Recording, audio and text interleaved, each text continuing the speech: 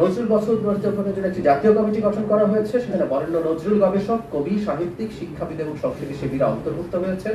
সংস্কৃতি মন্ত্রণালয় এটা খুবই গুরুত্বপূর্ণ। আপনারা যারা ফলো করেছেন তারা জানেন গত 23 মে জাতীয় কবির জয়ন্তী 25 হলেও তখন ছুটির মধ্যে থাকে 23 মে মাননীয় প্রধানমন্ত্রী ময়মনসিংহের ত্রিশালে গিয়েছিলেন। সেখানে তিনি নজরুল বর্ষ হিসেবে ঘোষণা করেছেন।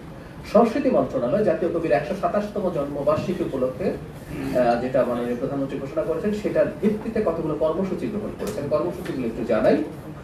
নজরুল বছর উদযাপনের জন্য একটি জাতীয় কমিটি গঠন করা হয়েছে। সেখানে বরেণ্য নজরুল গবেষক, কবি, সাহিত্যিক, শিক্ষাবিদ এবং সংস্কৃতি সেবীরা অন্তর্ভুক্ত হয়েছেন। দেশের 64টি জেলা এবং প্রত্যন্ত 74টা উপজেলায়, আমি এই কথাটা একটু বলছি এই জন্য এর মধ্যেই প্রতিটি জেলায় 2.5 লক্ষ টাকা এবং প্রতিটি উপজেলায় 1.5 লক্ষ টাকা করে বিশেষ বরাদ্দ দেওয়া হয়েছে। আমরা আমাদের যাবতীয় কর্মসূচির এক ধরনের কেন্দ্র দেখি যে আমরা যেখানে আছে সেখানেই করার প্রবণতা। এটা ফ্যাক্ট, যেখানে অনেক সুবিধা আছে এখানে কাজটা করা সহজ হয়। ধরুন নজরুল বর্ষ উপলক্ষে যদি আপনি সাংস্কৃতিক অনুষ্ঠান করতে চান, এটা স্বাভাবিক। যে উপজেলাগুলোতে অবকাঠামো বেটার আছে, যে উপজেলাগুলোতে এই সংক্রান্ত শিল্পী বেশি আছে, সেখানে করা সহজ। কিন্তু এই সহজ কাজটা আমরা সাধারণত করি।